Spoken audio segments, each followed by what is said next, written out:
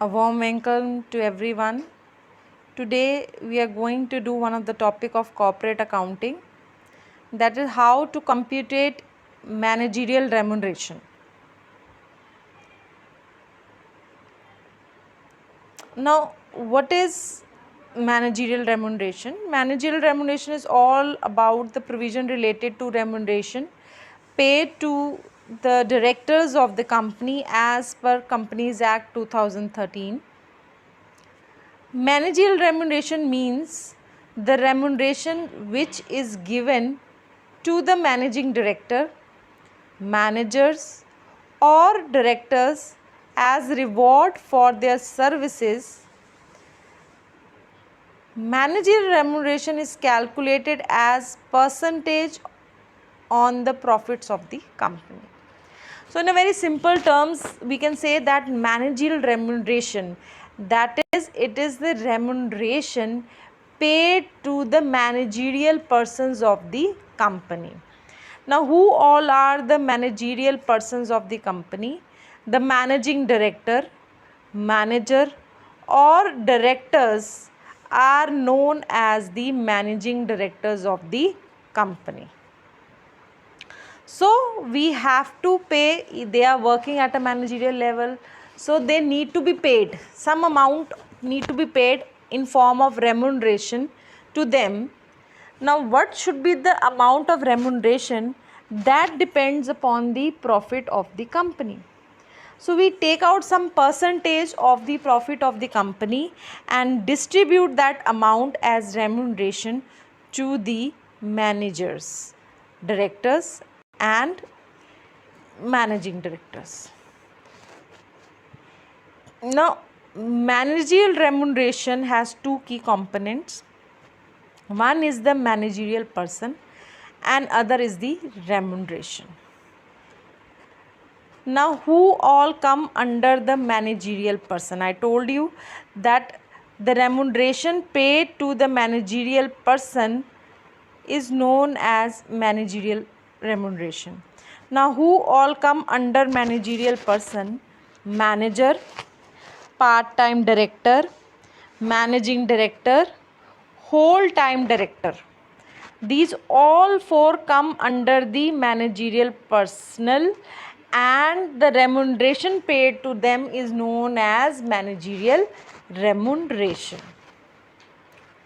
Now, who is a manager?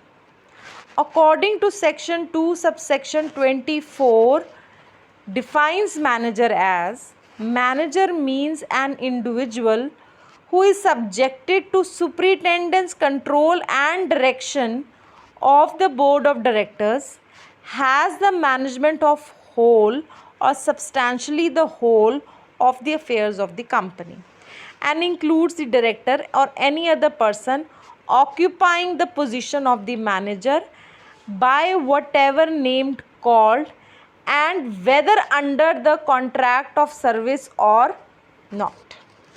That is known as manager. Now, who is a managing director?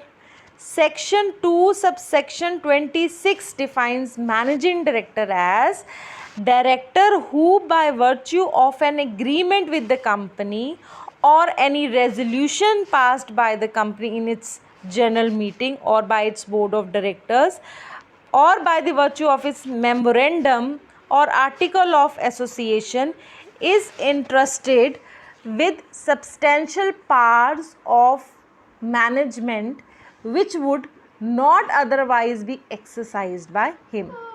It includes directors occupying the position of managing director by whatever named called.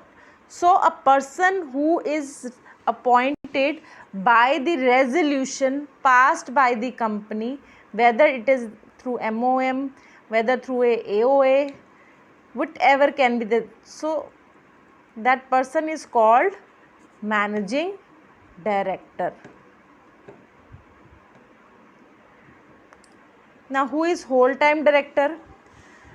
As per section 269, whole-time director includes a director in the whole-time employment of the company. That is, who is for the whole time being the director of the company is termed as whole-time director.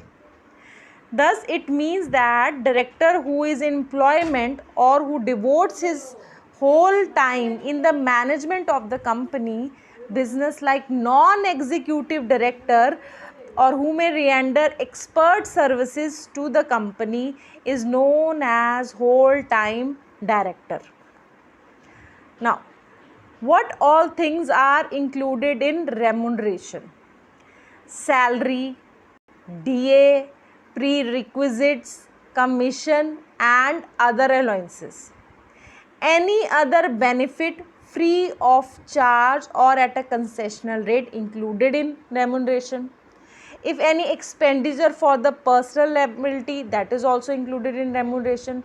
Life insurance premium for self, spouse or child, remuneration for the services rendered in other capacity except professional services by qualified persons. All these things include in remuneration. But there are some items that are excluded from remuneration, like interest on loan taken from directors, that doesn't come in remuneration. Guarantee commission, that doesn't come in remuneration.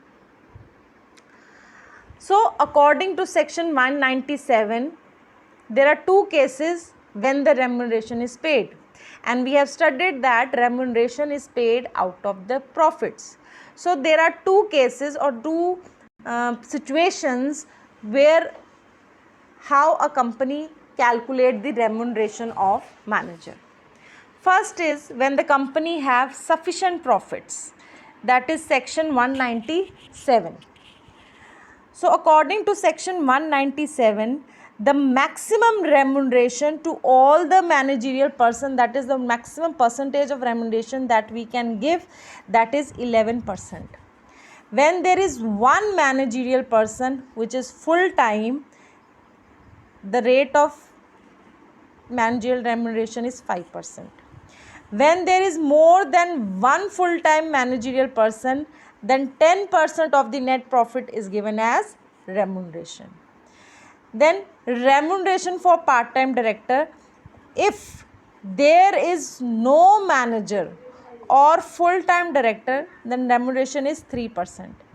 But when there is a manager or full-time director, then rate of managerial remuneration is 1%. So we should understand this concept. According to this concept, the maximum amount of remuneration that is given to the managerial person is 11%. Okay, so but in minimum amount should be, minimum percentage of remuneration is 1%. When the company has no profit or insufficient profits, I told you there are two situations: when there is sufficient profit and when there is insufficient profits. So there is a case when company don't have profit but remuneration has to be paid. Now how it is to be paid? There is a concept called effective capital. So as you see the table, the effective capital and the limit of remuneration. If a company has negative or less than 5 crores of effective capital, the yearly limit of remuneration payable shall not exceed 30 lakhs. Second, if the effective capital is 5 crores or above or less than 100 crores, the limit for the yearly remuneration is 42 lakhs. If the effective capital is 100 crores and above but less than 250 crore, the limit for the yearly remuneration is 60 lakhs. And if the effective capital is 250 crores and above, the limit of yearly remuneration payable is 60 lakhs plus 9.91% of the effective capital in excess of 250 crores will be given as yearly remuneration. Now I have used the word again effective capital. Now what is this effective capital? The effective capital means aggregate of paid up share capital, share premium, reserves and surplus, and long term loans and deposit payable after 1 year. So when we aggregate all these things, we get the effective capital. What all things in? What is the paid up capital? Share premium account, reserves and surplus, and long term loans and deposits payable after 1 year. Now from these summation, we have to reduce some things, some items, that is if any investment is there, any accumulated losses is there, any preliminary expenses is there, that has to be written off. So from these aggregate, we have to deduct investment, accumulated losses and fictitious assets, we get the effective capital. Now remuneration to the directors. If we talk about the what all remuneration given to the director, there are the types of directors, that is whole time director, part time director. Yeah, all the directors are part time, all the directors are, one director is whole time, other are part time. So there is a percentage for giving the remuneration to the director. If one whole time director is there, we are going to give 5% of profit as remuneration. If more than one whole time director is there, we are going to give 10% of profits as remuneration. If only part time directors are there, 3% of the profits are given as remuneration. And if part time directors as well as whole time directors are there, then only 1% is given, 1% of the profit is given as remuneration. However, company can increase the remuneration with the previous approval of the central government by passing a special resolution. The net profit for this purpose shall be calculated in the manner laid down in the section 349 and 350. So we have to calculate the profit according to section 349 and 350. According the profit calculated according to this section is used for the payment of remuneration. A director who is in receipt of any commission from company is not entitled to receive any commission or remuneration. Okay.